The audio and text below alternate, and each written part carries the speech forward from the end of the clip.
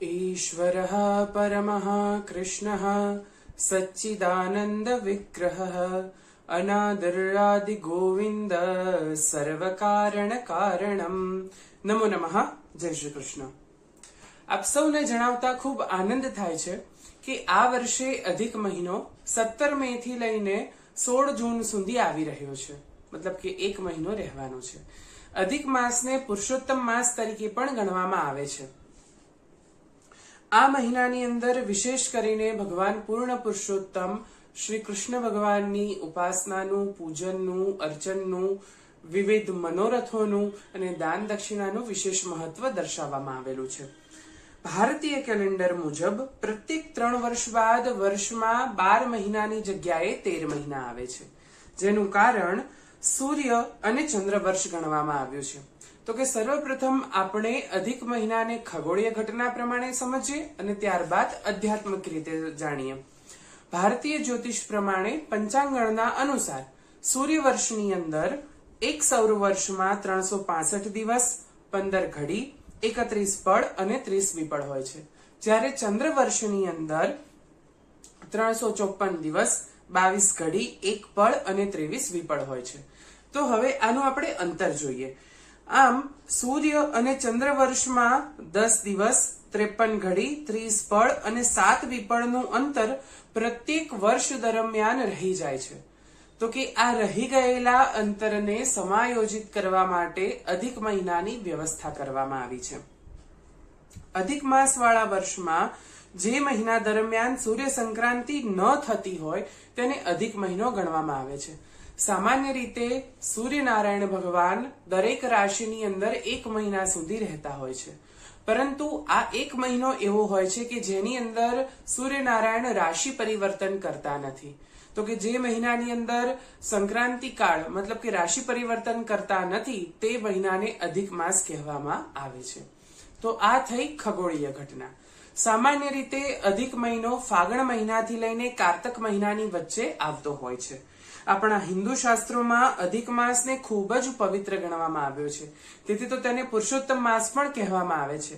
આપણા પુરાણોએ અને આપણા શાસ્ત્રોએ અધિક મહિનાને વિશેષ કરીને ગાયો છે અને એવું કહેવામાં આવ્યું છે કે અધિકસ્ય અધિકમ ફલમ, મતલબ કે વિશેષ કરીને અધિક મહિનાની અંદર કરવામાં આવતું પારાયણ, વ્રત, જપ, તપ કે આપણે કોઈ પણ નિયમ લઈએ છીએ, ત્યારબાદ દાન દક્ષિણા કરીએ છીએ અથવા તો નિયમ અનુસાર આપણે એક મહિના સુધી તેનું આવર્તન કરીએ છીએ તો એ વિશેષ ફળદાયી નીવડે છે।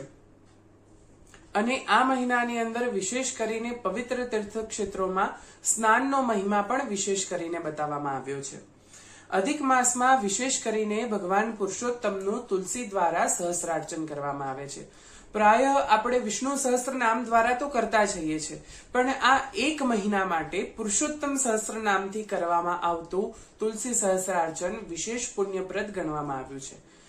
તો કે વિષ્ણુ સહસ્ત્ર નામ એ શું છે અને પુરુષોત્તમ સહસ્ત્ર નામ શું છે એ આપણે આના પછીના વિડીયોની અંદર સમજીશું, પણ અત્યારે આપણે અધિક મહિનામાં શું કરવું જોઈએ અને શું ન કરવું જોઈએ તો કે તે પણ સાથે સાથે આપણે જોઈશું। વિશેષ કરીને શાસ્ત્રોની અંદર તુલસી સહસ્રાર્ચનનો ખૂબ મહિમા દર્શાવવામાં આવ્યો છે। વિશેષ કરીને પુરુષોત્તમ માસમાં ભગવાનનું અર્ચન, ભગવાનને પ્રિય એવું શ્રીમદ ભાગવતજીનું શ્રવણ, ભગવાનના પુરુષોત્તમ માસની કથાનું શ્રવણ અને દાન મહિમા વિશેષ કરીને પુણ્યપ્રદ ગણવામાં આવ્યો છે। હવે આધ્યાત્મિક રીતે આપણે અધિક મહિનાની કથા જોઈએ તો પૌરાણિક કથા અનુસાર 12 મહિનાઓના 12 અધિષ્ઠાતા દેવો ગણવામાં આવ્યા છે, મતલબ કે કારતક મહિનાથી લઈને આસો મહિના સુધીના દરેકના એક એક દેવો છે। પણ જ્યારે અધિક મહિનાની ઉત્પત્તિ થઈ ત્યારે કોઈ પણ દેવોએ તેને પોતાનું શરણું આપ્યું નહીં, આશ્રય આપ્યો નહીં, તેથી તે ભગવાન પૂર્ણ પુરુષોત્તમ કૃષ્ણના શરણે ગયો અને ભગવાને પોતાનો આશ્રય આપ્યો અને તેથી કરીને અધિક મહિનાને પોતાનું નામ આપ્યું અને એવું કીધું કે આજથી તે મલમાસ નહીં પરંતુ પુરુષોત્તમ માસ તરીકે ગણવામાં આવશે।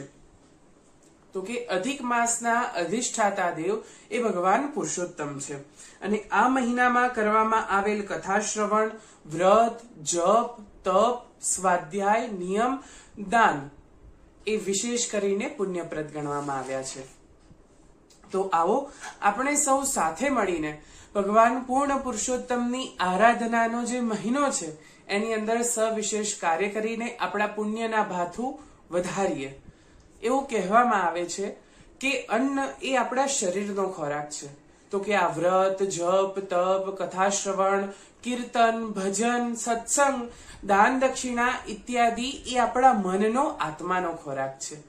તો કે આ મહિનામાં કરવામાં આવેલું તે કાર્ય એ વિશેષ ફળદાયી નીવડે છે અને આપણું જે અંતરાત્મા છે, આપણું મન છે, એને વિશેષ બળ પ્રદાન કરે છે. તો આપણે તેનો લાભ મેળવીએ અને વિશેષ પુણ્ય ફળની પ્રાપ્તિ કરીએ. તો આજે આપણે અધિક મહિના વિશે જાણ્યું. હવે આગળના વિડીયોની અંદર વિષ્ણુ સહસ્ત્ર નામ શું છે અને પુરુષોત્તમ સહસ્ત્ર નામ શું છે તેના વિશે જાણીશું. તો કે વિશેષ જાણકારી પ્રાપ્ત કરવા માટે નીચે સંપર્ક સૂત્ર આપવામાં આવેલું છે, જેના થકી આપ મારો ડાયરેક્ટ સંપર્ક કરી શકો છો. તો એ સાથે જ આપ સૌને મારા જય શ્રી કૃષ્ણ, નમસ્કાર.